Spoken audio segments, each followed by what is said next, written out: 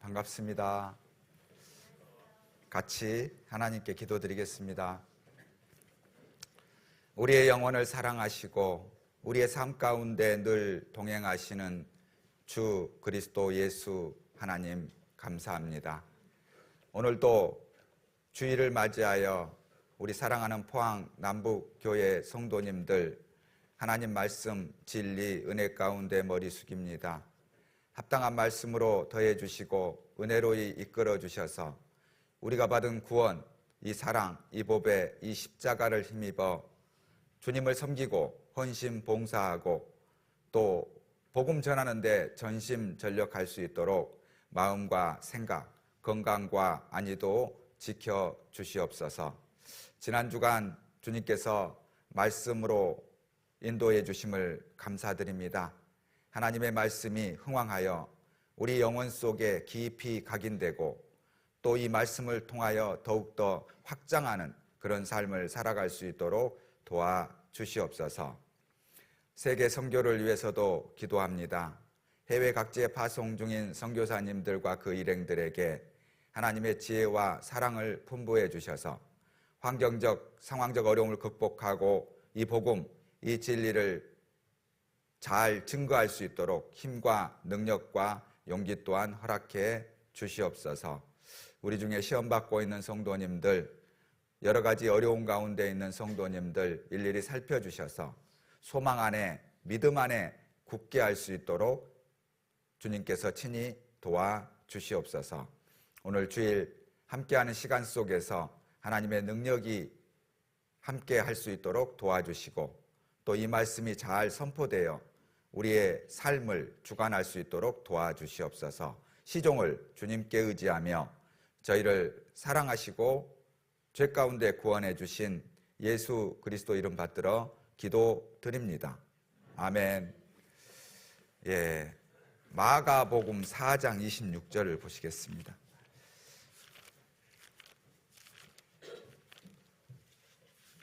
마가복음 4장 26절.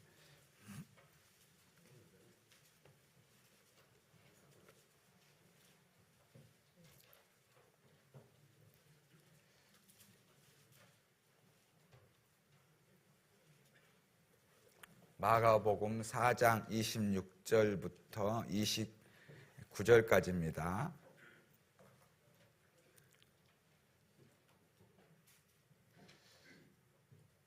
같이 읽도록 하겠습니다. 또 가라사대 하나님의 나라는 사람이 씨를 땅에 뿌림과 같으니 저가 밤낮 자고 깨고 하는 중에 씨가 나서 자라되 그 어떻게 된 것을 알지 못하느니라. 땅이 스스로 열매를 맺되 처음에는 싹이요 다음에는 이삭이요 그 다음에는 이삭에 충실한 곡식이라. 열매가 익으면 곧 낫을 대나니 이는 추수 때가 이르렀습니다. 솔개는 70년에서 80년을 산다고 합니다. 그런데 이렇게 오래 살기 위해서는요, 굉장히 중요한 결정을 할 때가 있다고 합니다. 40년 동안을 살다 보면요, 부리가 휘어지고 발톱도 낡아지고 닿아지고 또 날개도 아주 무거워진답니다. 솔개는 결정을 합니다. 이대로 죽을 것인가? 아니면은 새로운 삶을 살 것인가? 변화와 전진의 요소를 찾을 것인가? 결정된 솔개는 이제 높이 바위 틈으로 올라갑니다. 그리고 먼저 자기 부리를요, 바위에 계속 때려서 떨어내면요, 새로운 부리가 나온답니다. 그럼 그 부리로 발톱을 다 뽑아냅니다. 발톱을 뽑아낼 때 얼마나 고통스럽겠어요? 근데 발톱을 다 뽑아내고 나면 또 새로운 발톱이 나옵니다. 그러면 그걸로 이제 날개를 뜯어내기 시작합니다. 그래서 그 무거운 보잘것없는 날개가 다 떨어지고 나면은 새로운 날개가 돋아납니다. 그래서 새로운 40년을 살 수 있다고 합니다. 그래서 이 처절하고 힘든 고난의 130일 동안의 여정, 이것을 견뎌냈을 때 새로운 40년이 솔개에게 부여된다고 합니다. 우리도 삶을 살다 보면은 선택의 기로가 있습니다. 무엇을 선택하느냐에 따라서 나뿐만 아니라 내 가족 또 그 사회에 큰 영향력을 미칠 수도 있습니다. 이런 예화가 있습니다. 무엇이든 들어주는 신선이 있었다고 합니다. 이 신선이 승천하려고 하니까요, 청년이 다리를 잡아요. 소원이 있다는 거예요. 뭐냐? 저 바위덩어리를 금덩어리 되게 해달라는 거예요. 그래서 급한 나머지 지팡이를 들어서 바위를 쳐가지고 금덩어리를 만들어줬어요. 그리고 가려고 하니까 또 발목을 잡아요. 소원이 바뀌었대요. 뭐냐? 그 지팡이 주고 가래요. 대단하죠? 이것은 물고기를 잡아주기보다는 물고기 잡는 방법을 가르쳐 주라라는 소극적인 의미에서 어찌 보면은 한 사람이 그 영향력이 얼마나 크다는 것을 보여주는 겁니다. 에디슨이 전기를 발견했습니다. 패러데이가 발전기를 발견했습니다. 이걸로 지금 우리가 얼마나 좋은 삶을 살고 있습니까? 그러잖아요. 그래가지고 뭐 냉장고, TV, 자동차, 뭐 산업 발전에 지대한 영향력을 미치거든요. 근데 한 사람의 그 영향력이 전 세계를 평안하게 해줄 수가 있는 겁니다. 우리도 마찬가지입니다. 뭐 나 같은 것이 나의 존재성, 나의 자존감, 이게 뭐 큰 의미가 있겠어, 이렇게 생각할 수도 있지만요, 내가 변함으로 인해서 내 남편, 내 아내가 변하고 또 내 자녀들이 변하고 또 그걸 통해서 사회와 국가가 건전해질 수 있는 겁니다. 그래서 중요한 것에 우리가 중요한 결단을 하고 선택을 하는 것은 너무 중요하다고 생각을 합니다. 어제까지 복음을 말씀드렸습니다. 근데 이게 복음에 대해서 쭉 전체적으로 말씀을 증거하고 있습니다. 마가복음 4장에는요. 그래서 여기 보면은 또 가라사대 하나님의 나라는 사람이 씨를 땅에 뿌림과 같으니 저가 밤낮 자고 깨고 하는 중에 씨가 나서 자라되 그 어떻게 된 것을 알지 못하느니라. 땅이 스스로 열매를 맺되 처음에는 싹이요 다음에는 이삭이요 그 다음에는 이삭에 충실한 곡식이라. 열매가 익으면 곧 낫을 대나니 이는 추수 때가 이르렀습니다. 이건 뭐 농사를 짓지 않아도 이렇게 되는구나, 이거 금방 알 수가 있습니다. 그래서 이제 말씀이 이제 씨인데요, 이렇게 씨 정성들에 한번 써보겠습니다. 글씨를 못 쓴다고 그래서 씨는요 말씀을 이제 씨라고 합니다. 이 밭은 우리 마음이고 이 밭에 씨가 뿌려집니다. 그게 이제 말씀입니다. 그래서 베드로전서 1장 23절에 너희가 거듭난 것이 썩어질 씨로 된 것이 아니요 썩지 아니할 씨로 된 것이니 하나님의 살아있고 항상 있는 말씀으로 되었느니라, 이렇게 말씀하시잖아요. 말씀이 씨입니다. 그래서 로마서 10장 17절에도 믿음은 들음에서 나며 들음은 그리스도의 말씀으로 말미암으니라, 말씀이죠. 그래서 말씀은 씨, 이렇게 이제 표현을 합니다. 그리고 이제 씨가 뿌려지는데 처음엔 싹이요 이렇게 이제 이야기하잖아요, 하나님께서. 근데 싹은 생명의 시작을 말합니다. 이걸 이제 우리 성경 용어로 영혼 구원 이렇게 말합니다. 일단 구원을 받아야 되잖아요. 그래서 시작되는 겁니다.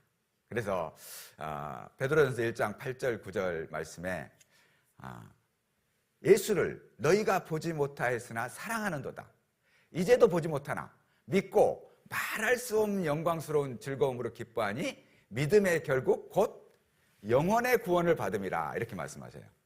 구원인데 육신의 구원도 있지만 영혼의 구원을 말하는 겁니다. 영혼을 구원 받으면 생명이 시작되는 겁니다. 그리고 싹이요 이삭이요, 이삭은 생명의 성장을 말합니다. 이제 싹이 나오면 성장을 해야 되잖아요. 그걸 이제 우리가 말하는 생활 성품 구원을 말합니다. 그러니까 아이가 태어났으면 자라야 되잖아요. 그러니까 우리가 자라야 됩니다. 그래서 빌립보서 2장 12절 13절에는요. 내 사랑하는 자들아 너희가 나 있을 때뿐 아니라 지금 더욱 나 없을 때에도 항상 복종하여 두렵고 떨림으로 너희 구원을 이루라. 너희 구원을 이루라. 이렇게 말씀하세요. 현재형이죠. 너희 안에서 행하시는 이는 하나님이시니 자기의 기쁘신 뜻을 위하여 너희로 소원을 두고 행하게 하시나니 이렇게 말씀하셔요. 임마누엘 하나님께서 우리가 성장 성숙할 수 있도록 도와주신다는 겁니다. 이루라 이렇게 말씀하시거든요. 베드로전서 2장 2절에도 갓난 아이들 같이 순전하고 신령한 젖을 사모하라. 이는 너희로 구원에 이르도록 자라게 합니다. 이렇게 말씀하셔요. 그러니까 이게 이루도록. 그러니까 이걸 헷갈려하면서 구원 받았다 하는 사람들에게 야 이루라 했지 않느냐 이렇게 이제 하는 겁니다. 그런데 이것은 성장을 말하는 것이지 영원 구원을 말하는 게 아니라는 겁니다. 그래서 베드로 후서 3장 18절에도 오직 우리 주 곧 구주 예수 그리스도의 은혜와 저를 아는 지식에서 자라가라. 영광이 이제와 영원한 날까지 저에게 있을지어다. 아멘 그러십니다. 그러니까 자라가는 믿음을 말하는 거죠. 고린도전서 13장 11절에도요. 내가 어렸을 때는 말하는 것이 어린아이와 같고 깨닫는 것이 어린아이와 같고 생각하는 것이 어린아이와 같다가 장성한 사람이 되어서는 어린아이의 일을 버렸노라 이렇게 말씀하시거든요. 그러니까 어렸을 때야 젖을 먹죠. 그러나 이제 자라면은 밥도 먹고 더 자라면 고기도 먹고 그런 게 장성한 믿음이잖아요. 그래서 히브리서 5장 12절 이하에도 때가 오래므로 너희가 마땅히 선생이 될 터인데 너희가 하나님의 말씀의 초보가 무엇인지 누구에게 가르침을 받아야 할 것인지 젖이나 먹고 단단한 음식을 못 먹는 자가 되었도다. 대저 젖을 먹는 자마다 어린아이니 저희는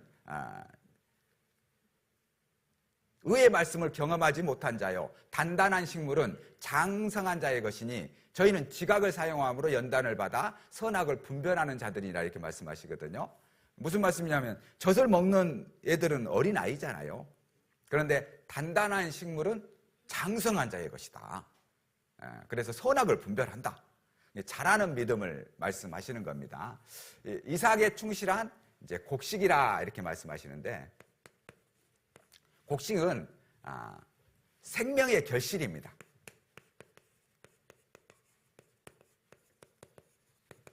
이건 이제 몸의 구원을 말하는데요. 우리가 완전히 변화되는 것을 말합니다. 그래서 빌립보서 3장 20절에도요. 오직 우리의 시민권은 하늘에 있는 자라.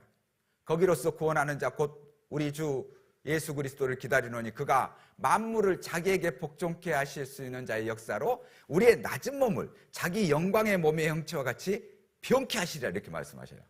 그러니까 우리가 나중에 신령한 몸으로 변화가 됩니다. 완전한 몸으로 썩지 않고 더럽지 않고 쇠하지 않는 몸으로. 이걸 이제 몸의 구원, 이건 우리가 하는 게 아닙니다. 예수님이 재림하실 때 자연적으로 하는 겁니다. 그래서 이와 같이 그리스도도 많은 사람의 죄를 담당하시려고 단번에 들이신 바 되셨고 구원에 이르게 하기 위하여 죄와 상관없이 자기를 바라는 자들에게 두 번째 나타나시리라. 히브리서 9장 28절에 이렇게 말씀하시거든요. 두 번째 나타났을 때는 구원에 이르러버려요. 완전한 구원이 이루어지는 겁니다. 그리고 보라 내가 너에게 비밀을 말하노니 우리가 다 잠잘 것이 아니요 마지막 나팔에 순식간에 호련히 다 변화하리니 나팔 소리가 나며 죽은 자들이 썩지 아니할 것으로 다시 살고 우리도 변화하리라. 고린도전서 15장 51절 52절에 말씀하셨듯이 변화되는 겁니다. 그래서 성령께서 우리를 변하게 하고 또 예수님이 오실 때 완전히 변화시킨 것. 이것이 이제 우리가 변화된 몸으로 하나님께 가는 겁니다. 그래서 기독교 장로교에도 애지, 애정, 부르심, 성화, 영화 이렇게 말하는 거예요. 그래서 우리가 삶 가운데 변화되고 완전한 변화를 추구하는 것. 이걸 이제 설명하기 위해서 하나님께서 마가복음 4장에 씨요, 싹이요, 이삭이요, 곡식이다. 이렇게 말씀을 하시는 겁니다. 그래서 우리는 이제 어제까지는 첫 번째 싹을 배웠어요. 그러니까 이제 영혼 구원입니다. 근데 구원 받은 게 전부가 아니죠, 사실은. 구원 받았으면 당연히 성장, 성숙해야 됩니다. 그리고 완전히 이루어지는 겁니다. 예수님이 오실 때. 그래서 우리는 구원을 받았으면은 이제 구원을 받은 것은 하나님께서 해주신 거잖아요. 구원을 받았으면 이제 구원의 날이 있어요, 날. 완전한 구원의 날을 기다리는 겁니다. 그리고 이 삶은 우리가 고난이죠. 성숙을, 성장을 이루어가는 거기 때문에 굉장히 고난이 있습니다. 이 고난을 잘 이기기 위해서 교회가 필요합니다. 교회의 말씀, 기도, 교제, 봉사가 있습니다. 이걸 통해서 우리가 연단을 통해서 성장, 성숙해 가는 거죠. 그러면 하나님께서 재림하실 때 완전한 몸으로 우리를 바꿔주셔가지고 영원한 상급을 주십니다. 그러니까 그때를 갈망하는 거예요. 그걸 소망이라고 그럽니다. 그걸 영어로는 비전 그래요. 비전이라는 것은 반드시 이루어지는 것. 보이진 않지만 반드시 이루어지는 걸 비전이라고 해요. 근데 비전의 반대말은 희망, 바람, 염원 이런 것들이죠. 이건 거의 이루어지지 않아요, 사실은. 노력을 한다라고 해서 그렇게 되는 것이 아닙니다. 그러나 이 소망은 반드시 이루어지는 것. 그래서 볼 수 없는 것을 볼 수 있는 눈, 그걸 믿음이라고 그래요. 보이지 않지만 그걸 볼 수가 있어야 돼요, 우리가. 믿음의 눈으로 보는 겁니다. 신앙의 눈으로 보는 겁니다. 그래서 이제 어제까지 이제 영원 구원에 대해서 말씀을 드렸는데요. 이제 그 말씀 가운데에서 하나님께서 우리를 인도해 주시는 영원 구원 말씀드렸던 걸 조금 정리를 하겠습니다. 예수님께서 이 땅에 오셨어요. 근데 오신 목적이 뭐냐면은 바로 우리를 구원하기 위해서, 죄인을 구원하기 위해서. 그래서 그가 우리 죄를 없이 하려고 나타나신 바 된 것을 너희가 아나니 그에게는 죄가 없느니라. 요한일서 3장 5절에 말씀하시잖아요. 죄 없으신 분께서 이 땅에 오셔서 우리 죄인을 구원하러 오신 겁니다. 그래서 디모데전서 1장 15절에도 미쁘다 모든 사람이 받을 만한 이 말이여 그리스도 예수께서 죄인을 구원하시려고 세상에 임하셨다 하였도다. 죄인 중에 내가 괴순이라 이렇게 바울 사도도 간증을 합니다. 미쁘다, 참되다, 신실하다, 거짓이 없다 이렇게 하시면서 모든 사람이 이건 들어야 된다. 예수님께서 죄인을 구원하러 오셨다. 건강한 자에게는 의원이 쓸데없고 병든 자에게라야 쓸데있느니라. 내가 의인을 부르러 온 것이 아니요 죄인을 부르러 왔노라. 마가복음 2장 17절에도 말씀하셨듯이 예수님이 오신 목적은 죄인을 구원하러 오셨습니다. 그러면은 예수님은 누구시냐? 이제 기독교의 핵심이요. 예수님의 인격과 사역이에요. 예수님이 어떤 분이시냐? 예수님이 무슨 일을 하였느냐? 이게 중요하거든요. 근데 예수님의 인격은 예수님은 하나님이시라는 겁니다. 그래서 이사야 9장 6절에 이는 한 아기가 우리에게서 낳고 한 아들을 우리에게 주신 바 되는데 그 어깨에는 정사를 메었고 그 이름은 기묘자라 모사라 전능하신 하나님이라 영존하신 아버지라 평강의 왕이라 할 것입니다. 처녀의 몸에서 한 아이가 태어났는데 그분이 하나님이래요. 영존하신 아버지래요. 평강의 왕이래요.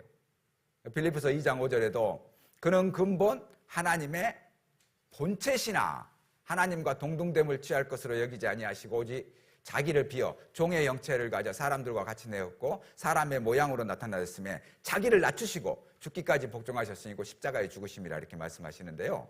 하나님이 이 땅에 오신 겁니다. 이게 하나님의 인격입니다. 근데 이 예수님이 하신 일이 있어요. 그것은 죄인을 구원하는 일입니다. 그래서 요한복음 1장 29절에도 보라 세상 죄를 지고 가는 하나님의 어린 양이로다.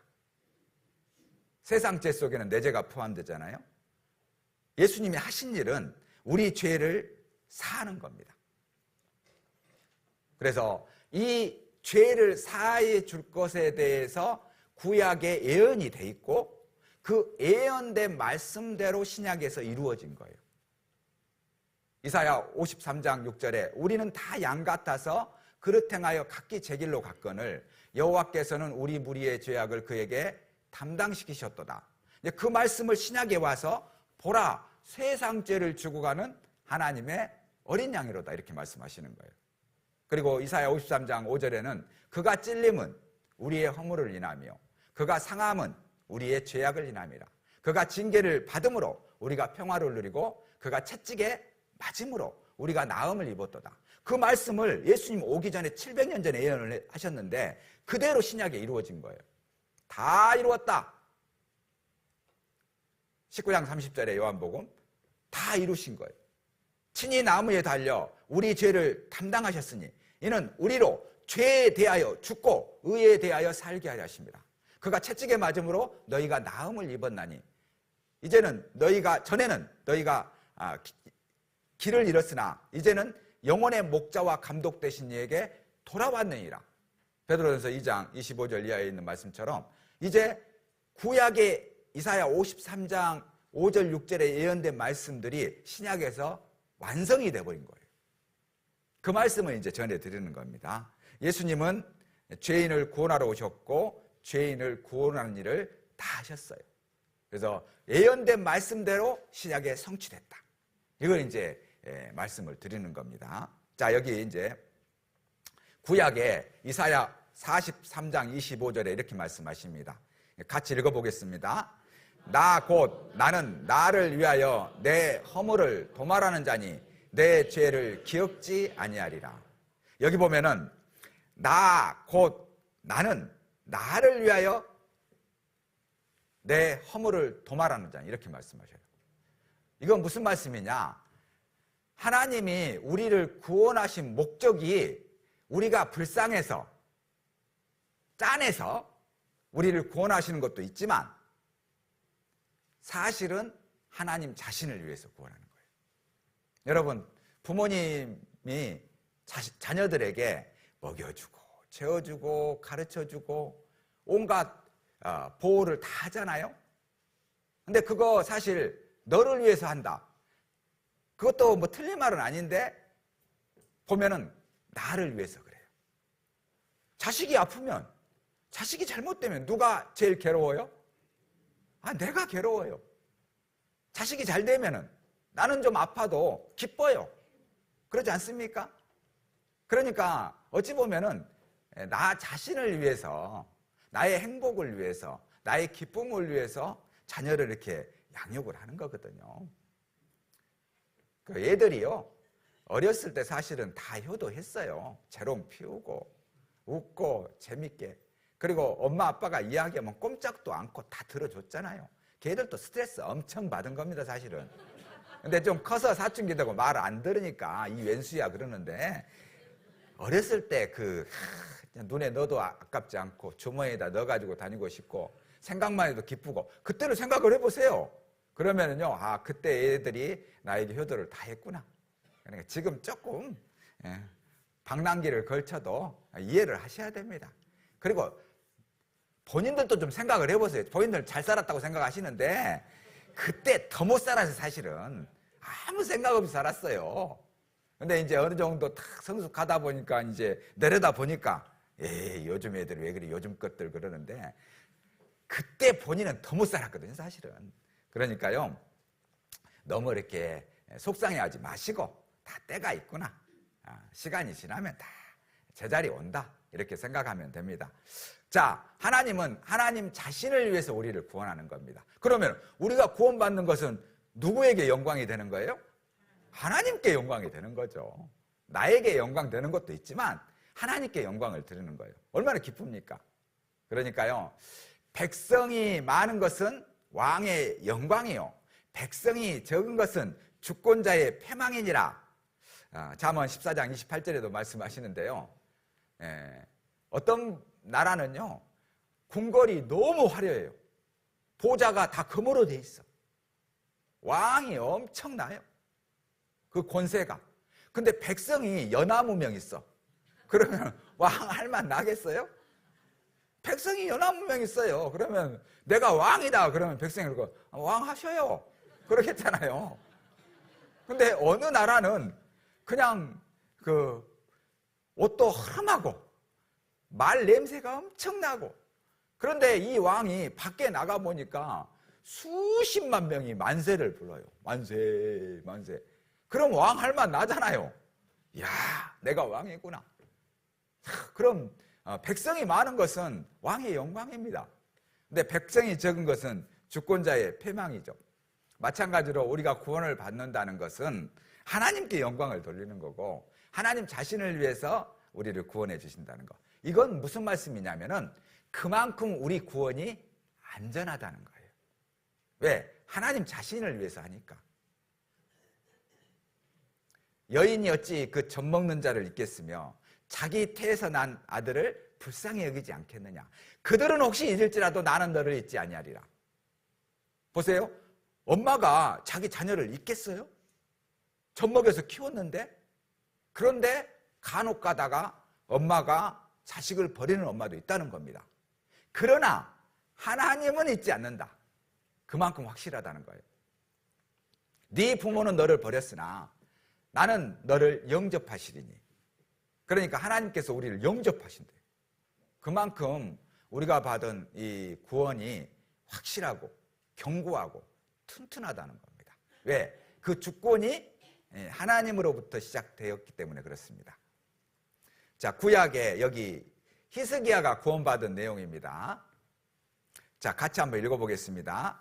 보옵소서, 내게 큰 고통을 더하신 것은 내게 평안을 주려 하심이라. 주께서 나의 영혼을 사랑하사 멸망의 구덩이에서 건지셨고 나의 모든 죄는 주의 등 뒤에 던지셨나이다.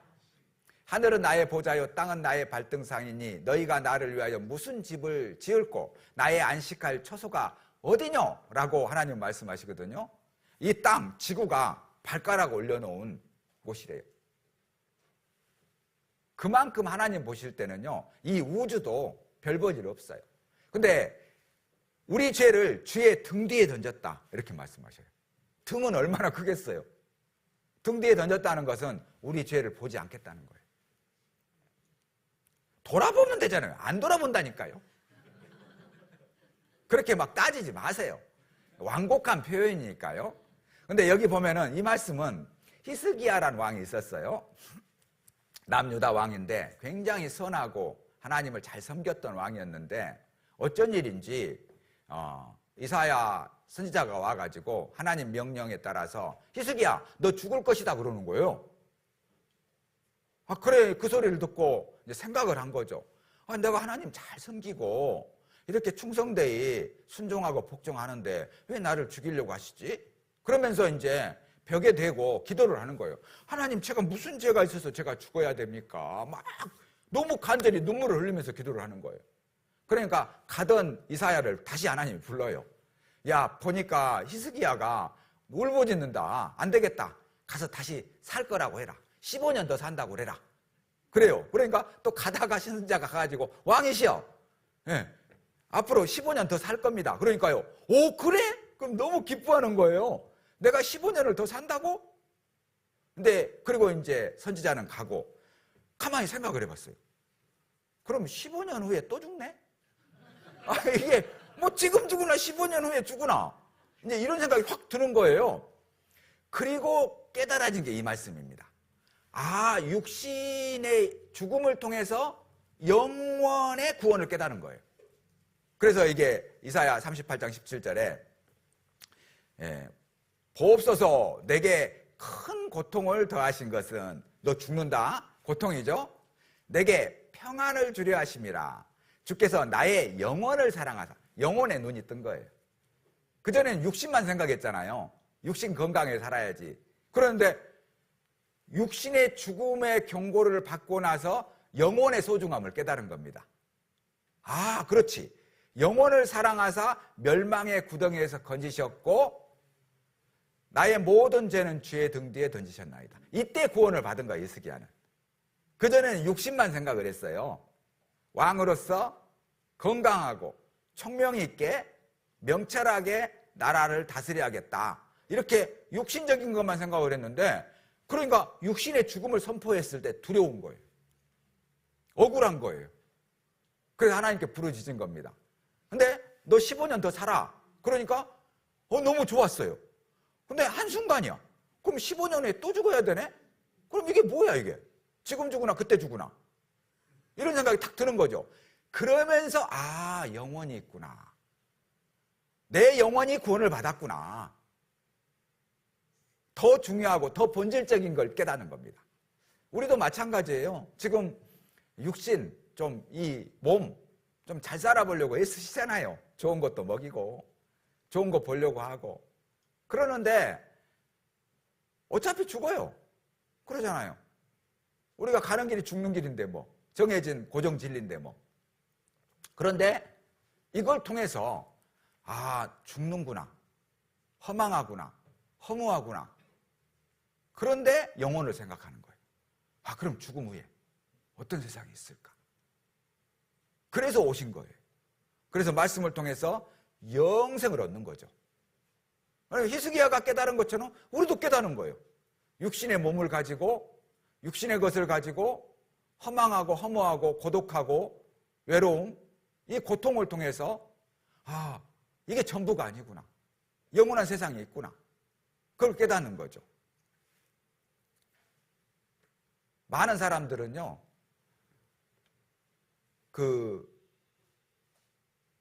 나빌 나비칸트라는 사람이 있는데, 뭐 트위터에 뭐 우버에 투자해갖고 돈을 엄청 번 사람이에요.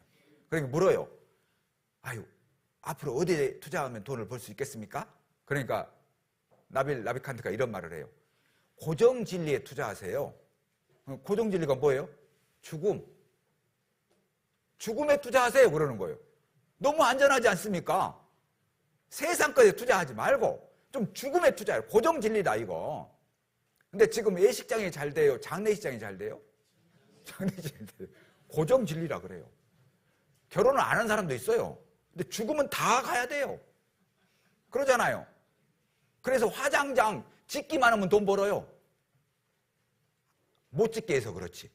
그렇잖아요. 여러분 여기 화장장만 지어보세요. 무조건 떼돈 벌어요. 고정 진리에 투자를 하라는 거예요. 제피 존슨, 저기 아마존 창시자 있잖아요. 그 사람한테 물었어요. 아니 어디에다 투자해야 돈을 벌 수 있을까요? 그러니까 지금까지 변하지 않는 것에 투자하세요. 그게 뭡니까? 다양한 상품, 값싼 가격, 빠른 배송. 이것은 과거나 현재나 미래나 변하지 않습니다. 그래서 쿠팡이 생겼어요. 새벽에 와버리잖아요. 그냥. 그렇죠? 여러분 생각을 해보세요. 같은 제품인데 여러 제품이 다양하게 있으면 좋죠. 거기서 고르면 되니까. 근데 그 중에서도 가성비가 좋은 제품을 찾잖아요. 싼 값에. 그리고 빨리 오면 좋아. 어쩔 때는 구입해놓고도 내가 뭘 구입했는지 모르는 경우도 있어요. 늦게 오니까. 그런 경우 없으세요? 뭔가 시켰는데 뭔지 모르겠어. 그런 경우가 있어요. 근데 새벽에 와버려 이게. 시키자마자. 그러니까 얼마나 이게 좋습니까? 그러니까 제피 베이조스는 변하지 않는 게 있다. 다양한 상품, 값싼 가격, 빠른 배송. 여기에 투자해라. 그래서 쿠팡이 투자해서 지금 성공하고 있잖아요. 그럼 우리도 고정 진리, 죽음에 투자하라는 거예요. 삶에 투자하지 말고 삶은 죽어요 어차피. 빈손으로 갑니다. 도박이에요. 도박에서는 돈을 딸 수가 없어요. 다 빈손으로 가요. 히스기야가 그걸 깨달은 거예요. 이게 굉장한 말씀입니다 사실은. 나의 영혼을 사랑하사 멸망의 구덩이에서 건지셨고 나의 모든 죄는 주의 등 뒤에 던지셨나이다. 죄가 사라졌구나. 여기 이사야 40장 1절 2절입니다. 너희 하나님이 가라사대 너희는 위로하라. 내 백성을 위로하라. 너희는 정다이 예루살렘에 말하며 그것에게 외쳐 고하라. 그 복역의 때가 끝났고 그 죄악의 사함을 입었느니라. 그 모든 죄를 인하여 여호와의 손에서 배나 받았느니라 할지니라. 여기 구약의 이렇게 예수님이 오셔가지고 죄를 사할 것에 대해서 미리 예언을 해 놓으신 겁니다. 이 말씀을 그대로 신약에 이루신 거예요. 너희가 그 은혜를 인하여 믿음으로 말미암아 구원을 얻었나니 이것이 너희에게서 난 것이 아니요 하나님의 선물이라. 행위에서 난 것이 아니니 이는 누구든지 자랑치 못하게 합니다. 에베소서 2장 8절 9절에 은혜로 구원을 받은 거예요. 구약에 예언된 말씀이 그대로 이루어진 겁니다. 그런데 여기에 배나 받았느니라. 아니 빚을 갚는데 100만 원 빚졌는데 200만 원을 갚아줘 버려요. 그러면 빚쟁이가 얼마나 좋겠어요. 그러잖아요. 이자만 주면 되는데 배나 줘버려요. 막. 그와 같이 우리의 구원이 이렇게 견고하고 확실하다 이렇게 말씀하시는 거예요.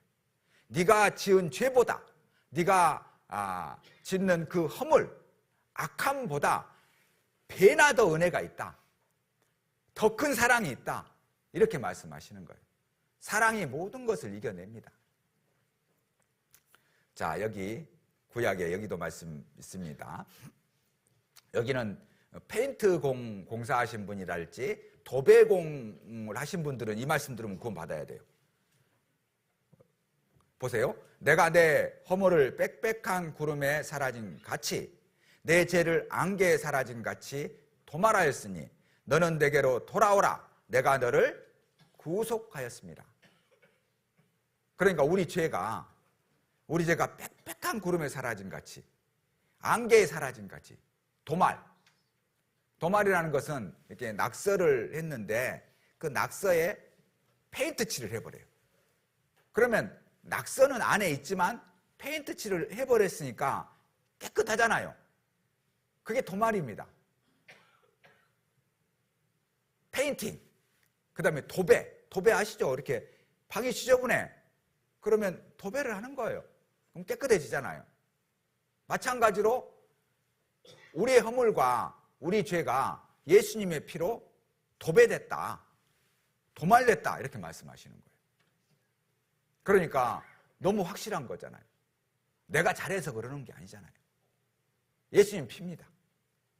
예수님 사랑입니다. 옛날 마적대가요 각 마을마다 습격을 하는데 자기들끼리 협의를 해요. 습격이 끝난 마을에는 입구에 짐승의 피를 발라라. 그러면 우리가 말을 타고 가다가 그 입구에 짐승의 피가 발렸으면은 이건 이미 끝났구나, 탈취가. 그리고 넘어가는 거예요. 근데 그걸 어떤 소년이 알았어요. 그 마을에 마적대가 들어오려고 하니까요 빨리 가서 자기 소를 잡아가지고 그 입구에 뿌려버린 거예요. 그러니까 마적대가 오더니 이미 이거 털었네? 그걸 가버리는 거예요. 그 한 소년이 자기 소를 죽여서 피를 뿌림으로 인해서 재앙이 넘어갔잖아요. 마찬가지로 그 안에 있는 사람들은, 마을 사람들은 마적대, 도적대가 오는 건지 오지 않는 건지도 몰라요. 그냥 있는 거예요. 그런데 한 소년이 지혜로 그 마을을 구한 겁니다. 마찬가지로 우리도 왜 내가 태어났는지, 왜 이 고생하고 사는 건지 잘 몰라요.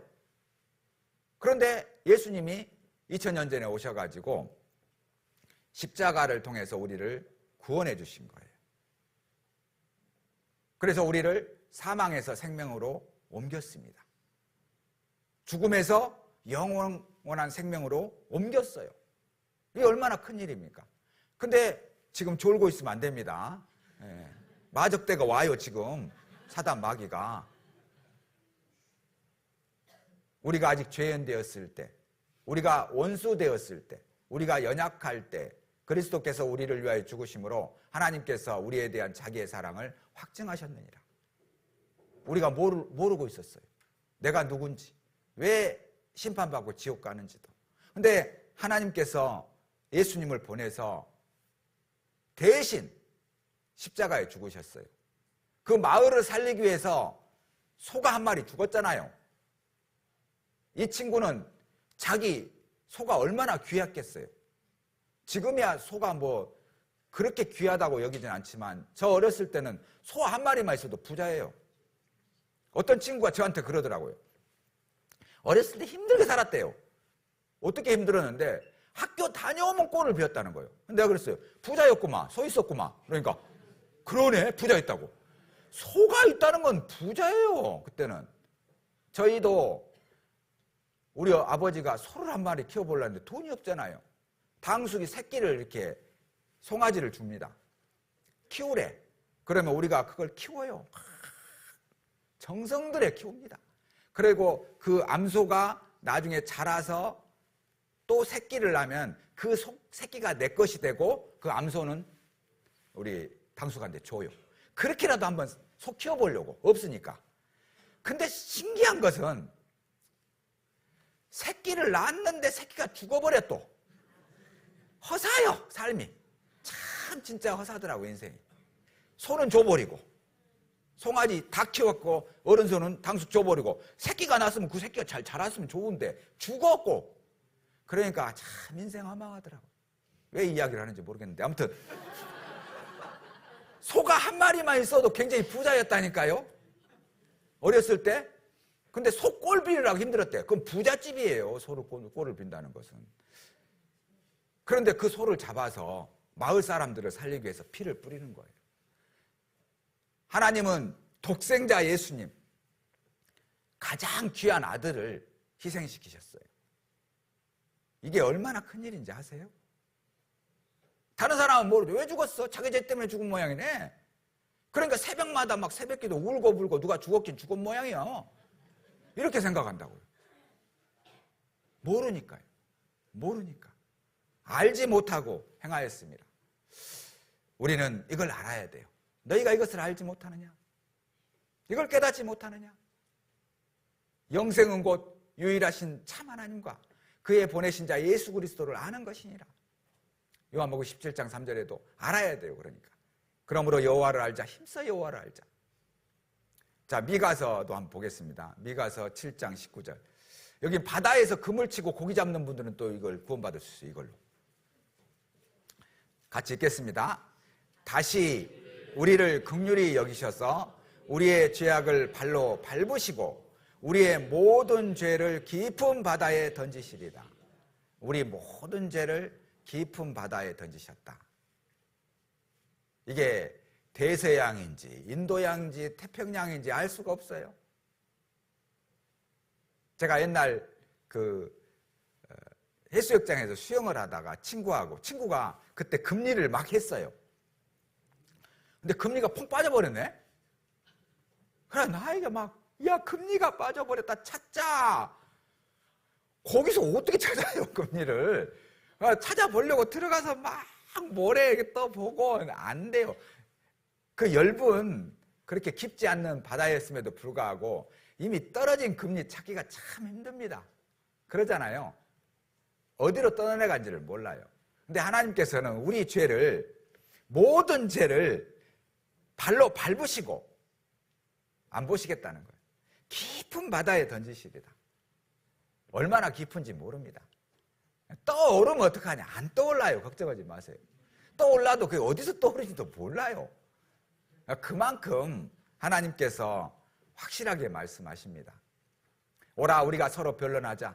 너희 죄가 주홍 같을지라도 눈과 같이 이어질 것이요 진홍같이 붉을지라도 양털같이 되리라. 이사야 1장 18절에도 말씀하셨는데 참 이렇게 땅이 지저분한데 눈이 오면요 하얗잖아요. 왜? 눈이 탁 덮으니까. 마찬가지로 우리같이 주홍같이 이 죄, 엄청난 죄를 하나님께서 양털같이 눈과 같이 휘어지게 하십니다. 깨끗한 이야기죠. 죄에 대해서 더 이상 걱정 근심하지 말라고 말씀하시는 거예요. 여기 또 중요한 말씀이 있는데요. 시편 103편 12절 13절 같이 읽겠습니다. 동이 서에서 먼 것 같이 우리 죄가를 우리에게서 멀리 옮기셨으며 아비가 자식을 불쌍히 여긴 같이 여호와께서 자기를 경외하는 자를 불쌍히 여기시나니. 이렇게 말씀하세요. 여기 굉장히 중요한 말씀이에요. 여러분 여기가 동쪽입니다. 서쪽이에요. 동과 서가 맞닿은 거 보셨어요? 한 번도 볼 수 없어요. 앞으로도 볼 수 없어요. 동과 서는 절대 맞닿을 수가 없어요. 동이 서에서 멀잖아요. 먼 것 같이 우리 죄가를 우리에게서 옮기셨다. 무슨 말이에요? 우리 죄와 우리를 분리해서 보신다는 거예요. 얼마나 안전합니까? 근데 사람은 그 사람과 그 사람의 죄를 합쳐버려요. 이게 문제가 되는 거예요. 모든 것은 그 사람의 인격을 공격하면 안 돼요. 문제를 공격해야 돼요. 문제는 공격해야 됩니다. 잘못했으면은 당신 잘못됐다. 그건 비합리적이다. 모순이 있다.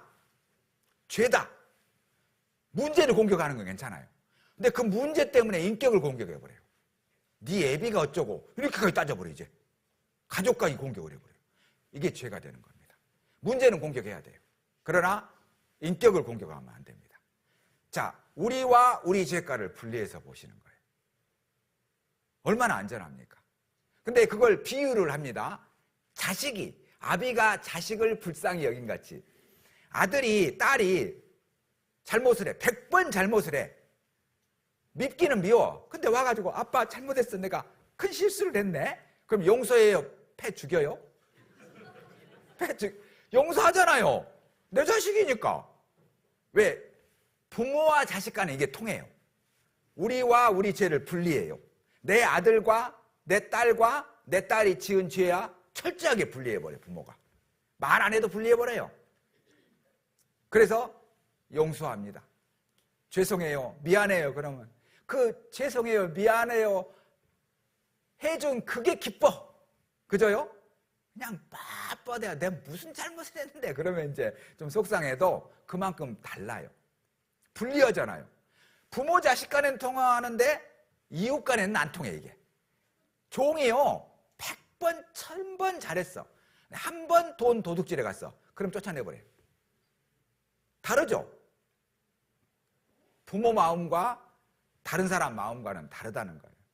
그래서 이게 굉장히 중요한 구약의 복음입니다. 동이서에서 먼 것 같이 우리 죄가를 우리에게서 멀리 옮기셨으며, 그러니까 하나님은 누구를 보신다고요? 나만 보신다는, 나만 보시는 거예요. 그럼 나는 사랑의 대상이에요. 사랑의 짝입니다. 죄는 심판이에요. 심판은 보지 않으신다는 거예요.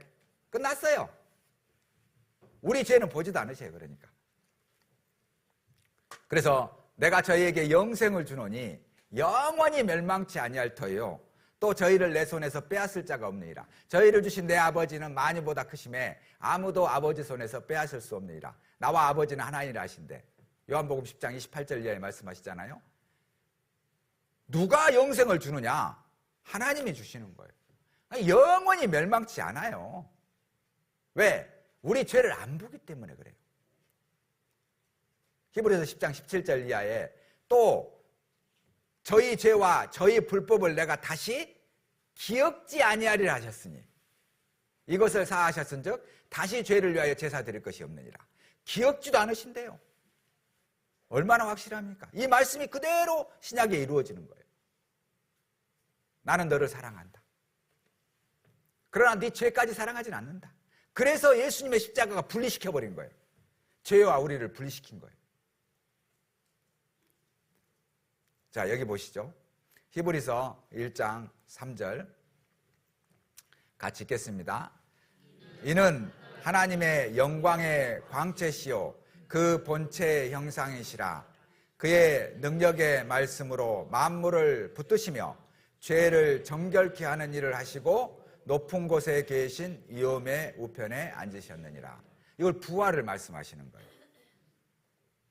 이 부활은 기독교의 핵심입니다. 속죄와 새 생명. 새가 두 날개가 있듯이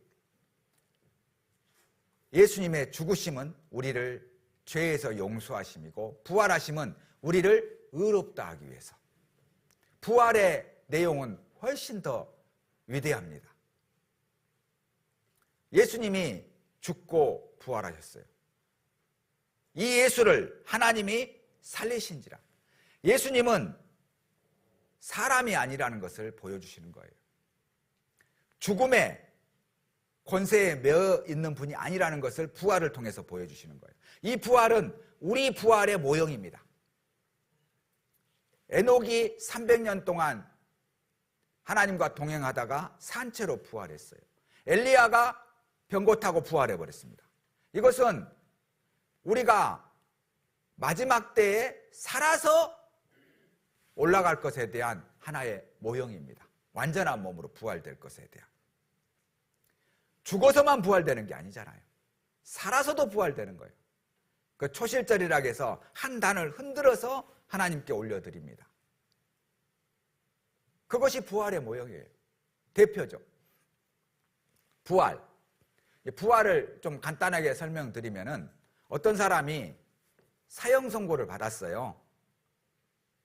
그런데 왕이 이 사람을 불쌍히 여겼어. 그래서 특사로 풀어줍니다. 사면! 그러니까 이분이 죽을 수밖에 없었는데 사면을 당했으니까 얼마나 기쁘겠어요? 왕이시여 감사합니다. 감사합니다. 저 같은 사람을 풀어주시다니요. 그리고 이제 가려고 해요. 이것이 죄사함이라고 볼 수가 있어요. 죄에서 해방되는 거죠. 근데 왕이 불러요. 야, 너 이리 와.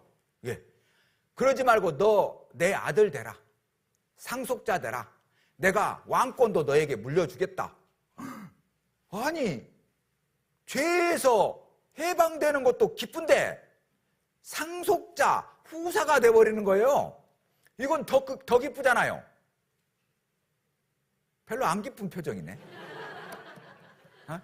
안 기쁘세요? 와, 나는 진짜 이 부활을 생각하면 흥분돼요.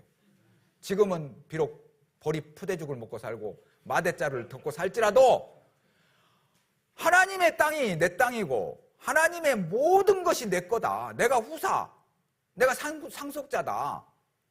얼마나 기쁜 일입니까? 아니, 교도소 재소자들 석방시켜본들 또 나와서 또 죄 짓잖아요. 그런 경우 많죠. 재범률이 높아요. 왜? 먹고 살 게 없으니까. 취직하기도 힘들고. 그러니까 배운 게 도둑질이라고 도둑질 또 하는 거예요. 그런데 세상에 왕을, 내 모든 재산을 주겠다는 거예요. 이게 얼마나 큰 영광입니까? 그래서 우리가 알 것은 이 사람을 힘입어 죄 사함을 너희에게 전하는 이것이며 또 모세의 율법으로 너희가 의롭다 하심을 얻지 못하던 모든 일에도 이 사람을 힘입어 믿는 자마다 의롭다 하심을 얻는 이것이라. 의롭다 하심. 이게 뭐냐면은 부활. 의롭다 하심은 구원보다 한 단계 높아요. 상속자라는 거예요. 그러니까 하나님의 모든 것들을 내가 상속받는 거예요. 엄청난 겁니다. 예수님이 부활하지 않으셨다면 우리도 죽고 그만이에요. 더 이상 소망이 없어요. 예수님이 죽은 자 가운데 부활하심으로 우리에게 참 소망을 주신 겁니다. 베드로전서 1장 3절 4절에 찬송하리로다 우리 주 예수 그리스도의 아버지 하나님이 그 말하신 긍휼대로 예수 그리스도의 죽은 자 가운데서 부활하심으로 말미암아 우리를 거듭나게 하사 산 소망이 있게 하시며 썩지 않고 더럽지 않고 쇠하지 않는 기업을 있게 하시나니 곧 너희를 위하여 하늘에 간직하신 것이라. 야, 우리를 거듭나게 해 주실 뿐 아니라 산 소망, 썩지 않고 더럽지 않고 쇠하지 않는 그 영원한 천국의 상급을 우리에게 주시는 겁니다. 그래서 주께서 택하신 자를 위하여 모든 것을 참음은 그리스도 예수 안에 있는 구원을 영원한 영광과 함께 얻게 하려 합니다. 디모데전서 1장 20절에는 그렇게 말씀하시거든요. 영원한 영광. 구원도 감사한데 상급을 주시겠다는 거예요. 그러니까 예수님의 죽으심과 부활은 기독교의 핵심입니다. 이건 엄청난 거예요. 이 사랑, 이 은혜가 너무 크다는 걸 아셔야 됩니다. 자, 그런데 우리가 이렇게 이제 구원을 받고 신앙생활을 하다 보면은 처음에는 막 구원받으면 굉장히 기뻐요. 즐거워요. 천하를 얻은 것 같아요. 근데 시간이 지나다 보면은 그게 화석화되고 무뎌지는 경우가 있어요. 또 처음에는 막 형제 자매들이 천사처럼 보였는데 시간이 지나니까 니나 내나네 또 똑같이 화내고 짜증내고 그러니까 실망하는 거예요. 그런데 인간은 우리가 영혼을 구원을 받았다고 해서 한순간 변화되는 게 아닙니다. 시간이 필요해요. 아이가 태어날 때는 퐁 태어나지만 자라려면요 몇십 년 걸려야 돼요. 그러잖아요. 그게 그냥 자라는 게 아니에요. 부모의 따뜻한 사랑과 가족의 보호가 있어야 돼요. 그래야 자라는 거예요. 마찬가지입니다. 그러다 보니까 우리가 이제 처음에 구원받을 때는 너무 기쁘고 즐겁고 뭐 천하를 얻은 것처럼 감격, 감동. 근데 시간이 지나면서 무뎌집니다. 그러다 보니까 그런 감동이 사라져요. 구원 의심도 해요. 처음에는 왜 이렇게 내가 기뻤는데 왜 이럴까? 왜 이럴까? 근데 그게 정상이에요. 왜 그러냐면요. 처음에는 하나님께서 우리에게 굉장한 느낌과 감정을 부여해 주십니다. 왜? 그걸 통해서 교회와 성도와 하나님을 사랑할 수 있도록. 근데 시간이 딱 지나면요. 그런 느낌이나 감정이라는 의존물로서 떨어뜨려 버려요, 하나님께서. 말씀에만 의지하게 해요. 말씀은 아주 냉철해요, 이제. 이게 이제 어른이 돼가는 거예요. 그러니까 이제 느낌과 감정이 사라지니까, 왜 그러지 내가? 순수했던 그 떨림, 설레임, 그게 사라지니까, 이상하다. 그때는 막 감정과 느낌이 있었는데, 근데 이제는 하나님 말씀이 살아있습니다. 모든 걸 말씀으로 끌고 가기 위해서 하나님께서 불필요한 세상의 의존물로부터 떼어놓으신 거예요. 그러니까 말씀에 딱 의지하는 거예요. 목사가 이야기해도 누가 이야기해도 이제는 분별력이 생겨요. 말씀에 의지합니다. 흔들리지 않아요. 왜? 이제 어떤 정적인 감정적인 걸로 끌려다니지 않아요. 가족이라도 말씀에서 벗어나면요 말을 안 해도 저건 아니지 이런다고요. 왜? 분별력이 생겨요.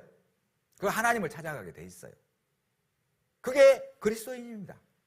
그러니까 시간이 지나면 지날수록 점점 느낌이나 감정은 좀 사라져요. 그리고 좀 냉철해져. 근데 그것을 이상하게 여길 필요는 없어요.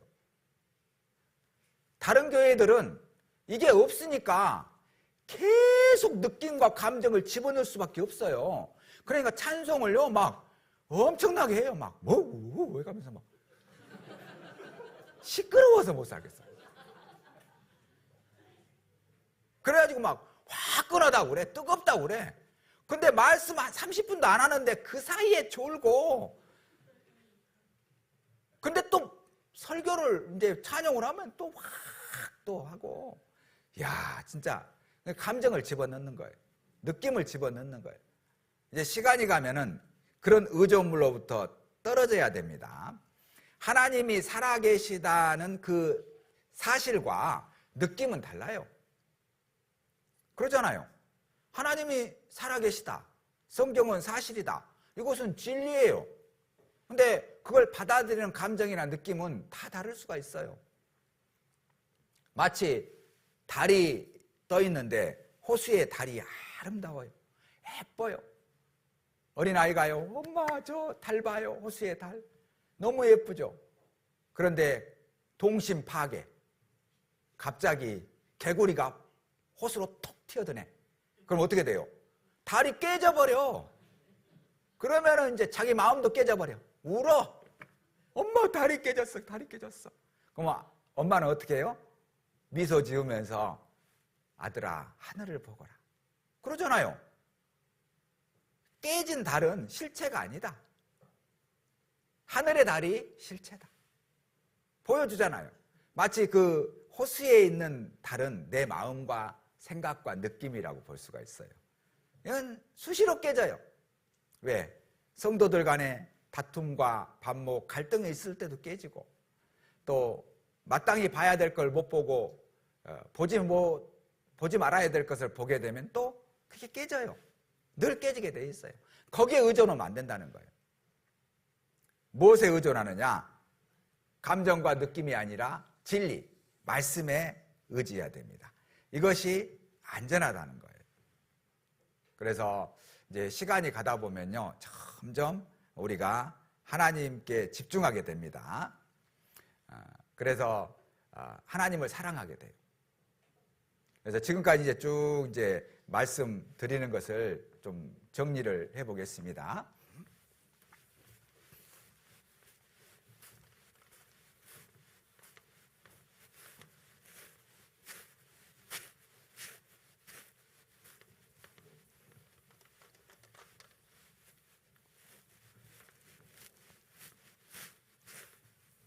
이제 우리가 영혼 구원, 우리가 이제 한 주간 영혼 구원에 대해서 이제 배웠습니다. 앞으로 이제 생활 성품 구원에 대해서는 교회에서 계속 배워나갈 겁니다. 근데 이 영혼 구원을 위해서는 예수님입니다. 예수 그리스도라고 그래요. 구세주 그리스도를 통한 유일한 구원입니다. 이게 너무 중요해요. 유일한 구원. 근데 왜 이게 중요하냐면은 사람들이 이 구원을 하나의 구원, 또 다른 구원 이렇게 생각을 해요. 그래가지고요, 가는 길은 달라도 가는 곳은 하나. 부처님을 믿고 깨달은 것도 구원이고, 예수님을 믿고 구원받은 것도 구원이다, 이렇게 이제 하는 사람도 있어요.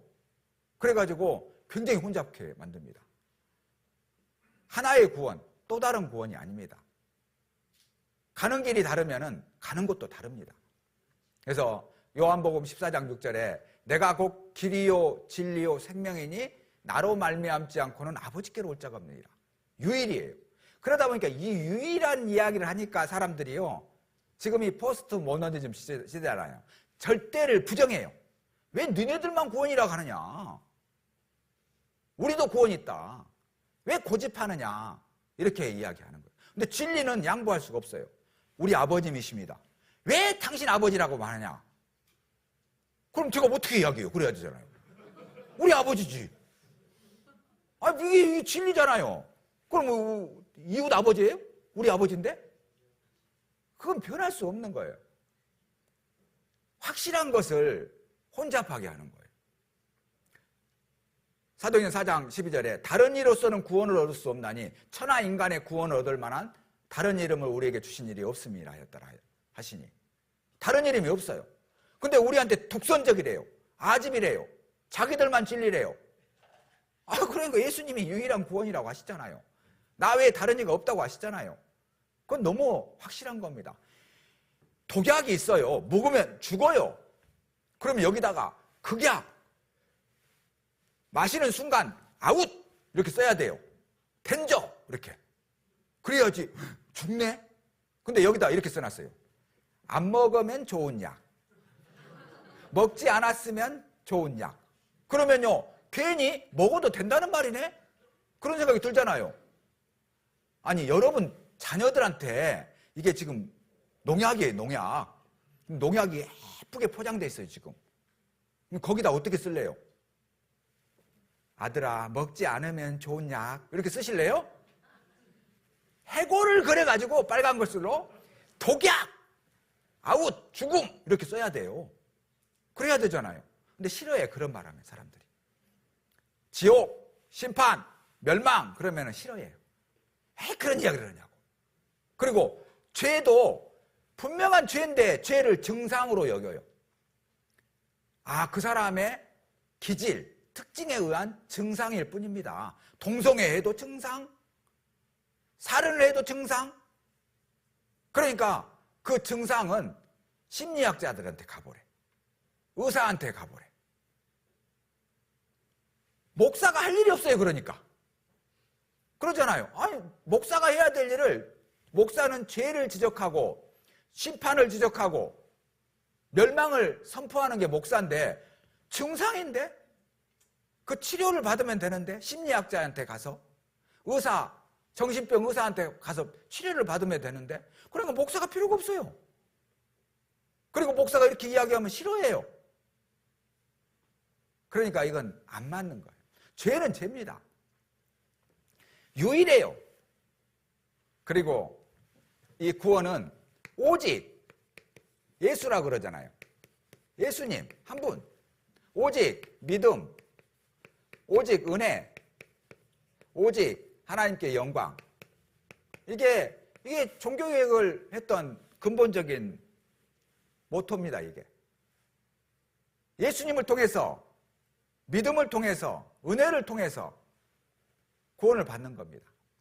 이건 뭐냐, 반대로 말하면은 예수 외에 다른 사람도 없을 뿐더러 자기의 노력과 자기의 공로와 수신과 고행과 선행과 이런 걸로는 구원받을 수 없다는 거예요.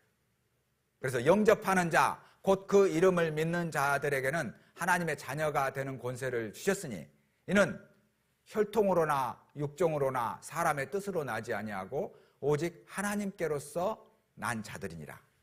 말씀이 육신이 되어 우리 가운데 거하시며 우리가 그 영광을 보니 아버지의 독생자의 영광이요 은혜와 진리가 충만하더라. 이렇게 말씀하시는 거예요. 그러니까 나 모태 교회입니다. 엄마 뱃속에서부터 교회 다녔어요. 나 집사요, 권사요, 나 목사요. 내 방언합니다, 방언. 나 구제금식 많이 했어요. 교회당 몇 개 세웠어요. 그걸로 안 돼, 안 돼. 절대 안 됩니다. 영접해야 됩니다. 믿음, 오직 예수입니다. 은혜입니다. 은혜는 선물이죠. 그리고 또 한 가지가 중요한 게 성령의 역사가 있어야 돼요. 이게 굉장히 우리 시대에 깨달아진 말씀입니다. 그러니까 믿음이라는 것은 자기 의지라고 볼 수 있잖아요. 내가 믿고자 하는 선택입니다. 은혜는 하나님이 주신 전적인 선물이잖아요. 그런데 이 성령이 하시는 일은 계시와 조명의 역할을 하십니다. 이게 꽃이 있는데 커튼이 쳐져 있어요. 그럼 꽃이 있어도 안 보이잖아요. 커튼이 없는데 캄캄해요. 그러면 안 보이잖아요. 존재하지만 예수 그리스도의 십자가가 분명하고 진리인데 어떤 사람은 캄캄해요. 그래서 이것을 성령이 계시와 조명으로서 비춰주고 열어주는 거예요. 이게 성령의 역할이 굉장히 중요합니다. 이걸 어디서 하느냐? 교회에서 하는 거예요. 그래서 교회의 성도들이 기도를 하는 겁니다. 하나님께 열어달라고, 비춰달라고. 그래서 에베소서 1장 13절에 그 안에서 너희가 진리의 말씀, 곧 은혜의 복음을 듣고 그 안에서 또한 믿어 약속의 성령으로 인치심을 받았으니 이는 너희의 구원의 보증이 되사 그 얻으신 것을 구속하시고 그의 은혜의 영광을 찬미하게 하려 하심이라 이렇게 말씀하셔요. 그러니까 구원을 받기 위해서는 말씀을 들어야 돼요. 그리고 내가 믿고자 하는 의지가 있어야 돼요. 그리고 그보다 더 중요한 것은 성령의 계시와 조명이 있어야 돼요. 저도 이걸 확 들어오니까요. 확 깨달아지더라고요. 그전에는 이론적으로는 정말 많이 알았어요. 이 성경이 역사네. 얼마나 관심이 있었겠어요. 그래서 구원을 받지 않고도 성경을 사가지고요. 제가 신명기까지 읽고 있었어요. 구원도 안 받고 성경에 읽는 거 쉽지 않습니다. 그런데 그때 이걸 알아보기 위해서. 그런데 안 되더라고. 구원 하는데 뭐 10원도 아니고 뭐 구원 있는 것은 같은데 내가 안 깨달아져요. 그러니까 막 죽을 지경이에요, 제가. 내가 비난을 하더라도 구원을 일단 받고 비난을 하자. 이런 마음이 들었어요. 친구에게 이제 학예수양회를 다녀오다가 버스를 타고 그때 공주에서 또 집회가 있더라고요. 그래서 친구야, 공주로 가자. 내가 이 문제를 해결해야겠다. 근데 친구가 귀찮아. 야, 광주 가도 집회 많아. 자기가 귀찮아 하더라고. 그래서 그러면은 그 사이에 예수님 오신다면서 오면 너는 올라가고 나는 남네? 그러니까 걱정하지 마. 그렇게 빨리 안 와. 또 그래요. 태평한 소리라고 있어. 태평한 소리예요. 나는 지금 급한데. 근데 안 깨달아져요. 참 이상해. 안 깨달아지더라고. 근데 이제 그 후에 광주에서 계속 듣다가요. 마지막 날 마지막에 뒤편에서 탁 듣는데 요한복음 19장 30절 예수께서 신포도주를 받으시고 가라사대 다 이루었다 하시고 그 다 이루었다는 말이 확 깨달아져 버리더라고요. 그때 확 열려버리더라고요. 그때 오셨구나. 그런 마음이 탁 들었습니다. 정말. 그게 영원한 속죄였구나. 그게 내 죄가 다 사했구나. 그때부터는 정말 너무 지금까지도 기쁨이고 즐거움입니다. 그래서요, 지금은 제가 성경 10독씩 해요, 1년에. 왜? 사랑하니까. 내가 왜 그렇게 하냐면요, 어떤 분이 이런 간증을 하더라고요. 기도 조그만 한데 형제님이 보잘것없어, 인물이.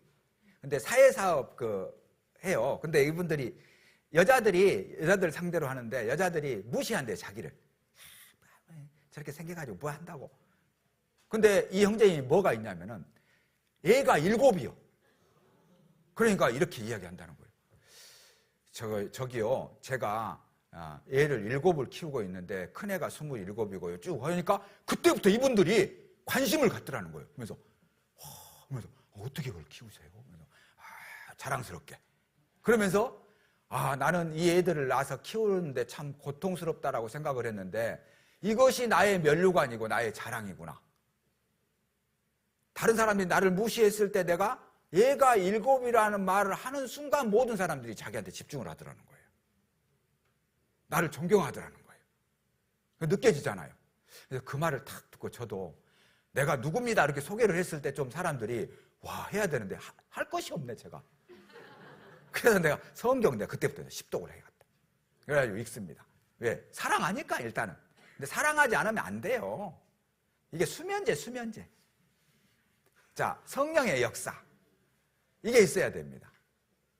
그리고 이제 4번째가 영원한 속죄입니다. 이 죄가 영원히 사해지지 않으면 안 돼요. 어떤 사람은 부분 속죄, 일반 속죄를 이야기해요.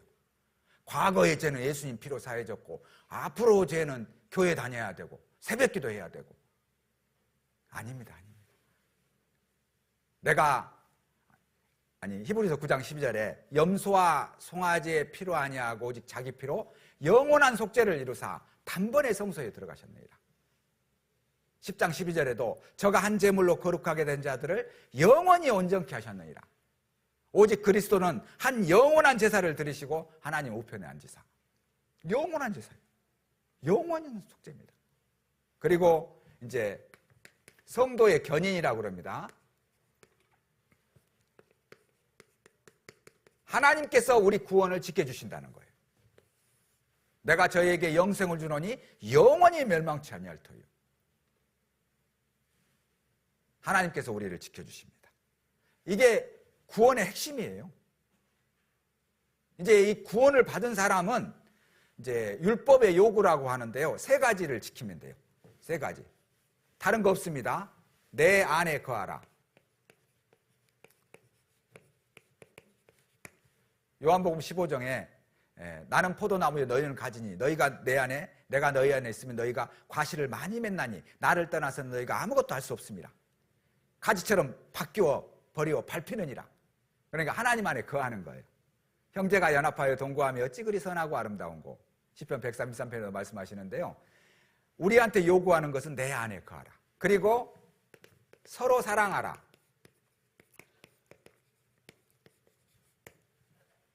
예수님이 제자들의 발을 씻기시고 내가 주와 선생으로서 너희 발을 씻겼으니 너희도 서로 발을 씻기는 것이 마땅하니라.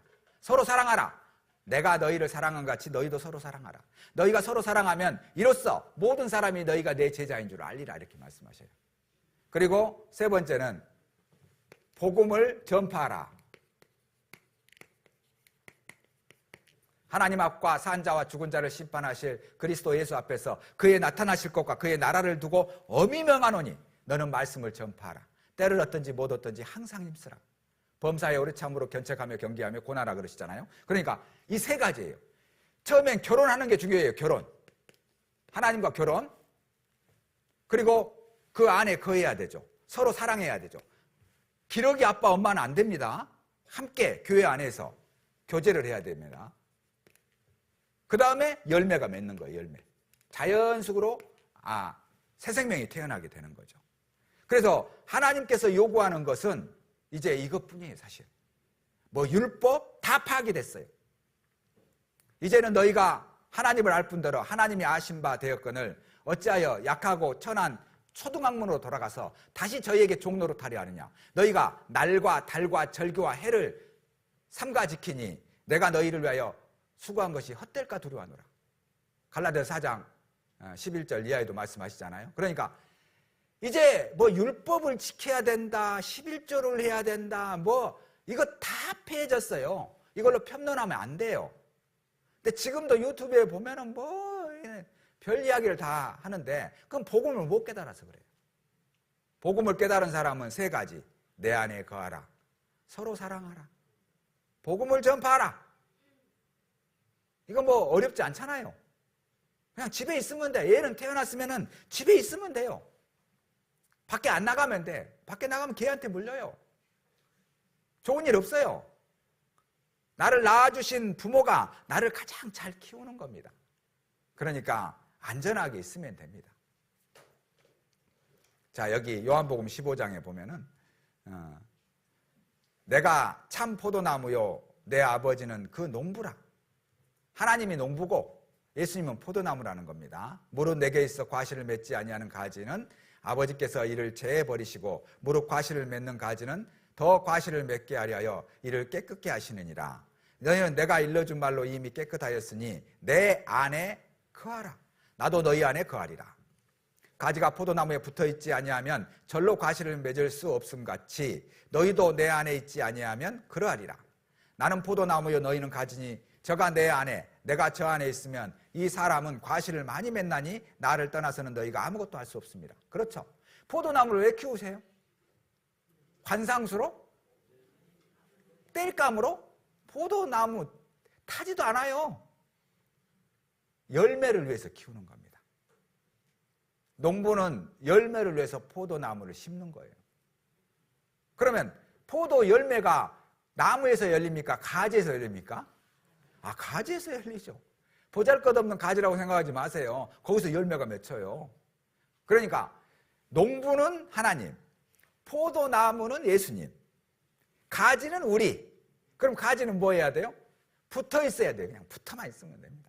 그러면요, 이 뿌리에서부터 오는 영양분을 쫙 올려가지고요, 예수님께서 가지까지 쫙 보내주셔요. 그러면은 가만히 붙어 있으면 때 되면 다 열매가 맺히게 됐습니다. 거룩의 열매, 성결의 열매, 의의 열매, 또 복음의 열매, 생명의 열매가 맺히게 돼 있어요. 어떤 형태로든. 근데 아이고 지겹다. 이 나무에 이렇게 붙어 있어야 되냐?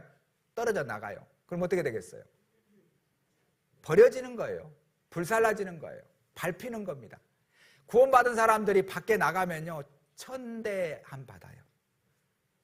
구원받은 사람이 죄를 지면은 그 죄 때문에 지옥 가진 않아요. 근데 비참해져요. 비겁해져요. 무력해져요. 그러잖아요. 얼마나 초라합니까? 구원받은 사람이 죄 지으면요, 누가 말하지 않아도 엄청 초라해요. 비겁해져요. 비참해져요. 정말. 그러니까 죄 안 짓는 거예요. 사실은. 내 자신이 연약해 보이니까. 내 안에 거하는 겁니다. 내 안에 거해서 서로 사랑하는 거죠. 교회에서도 좀 성도들 간에 또 여러 가지 문제가 있다 할지라도 하나님을 생각함으로 또 교회를 생각하고 복음을 위해서 우리가 그래 이해하고 공감하고 또 연합하고 협력해야 됩니다. 근데요, 뭐 옳은 걸 주장하다 보면은 갈등이 생겨요. 그러면 영향력이 커집니다. 그래서 형제가 연합하여 동거함이 어찌 그리 선하고 아름다운고 이렇게 말씀하시잖아요. 우리가 하나 되고 협력해야지 아름다운 열매를 맺히는 거잖아요. 그렇게 우리가 주님 안에서 살아가는 겁니다. 이것은 기쁨입니다. 그러다 보면은 고통이 있고 아픔이 있고 또 헌신 봉사하다 보면은 어려움이 있지만 결과적으로 하나님께서 모든 것을 다 상급으로 갚아주셔요. 그리고 삶도 풍성해지고 기쁨이 넘칩니다. 그래서 이 말씀을 우리가 들었으니까 정말 앞으로는 새로운 마음과 새로운 생각을 가지고 교회를 사랑하고 말씀을 사랑하고 주님 안에서 정말 서로 존중하고 배려하고 칭찬하고 그렇게 좀 살으셨으면 좋겠습니다. 예, 같이 기도하겠습니다. 하나님, 주님께서 지난 주간 집회를 통해서 이렇게 말씀을 깨닫게 해주시고 능력과 지혜 안에서 함께 할 수 있음에 감사드립니다. 우리 사랑하는 포항 남북교회 성도님들 좌로나 우로나 치우치지 아니하고 오직 예수, 오직 믿음, 오직 말씀, 오직 교회에 창념하고 주님 오시는 날까지 선한 마음으로 하나님을 섬길 수 있도록 도와주시옵소서. 한 주간 여러모로 여러 환경 가운데 수고하고 애써주신 모든 분들에게 하나님의 특별한 은혜와 사랑이 함께할 수 있도록 도와주시고 나머지 삶도 형통하게 주님 지켜주시옵소서. 감사드리며 저희를 사랑하시고 죄 가운데 구원해 주신 예수 그리스도 이름 받들어 기도드립니다. 아멘.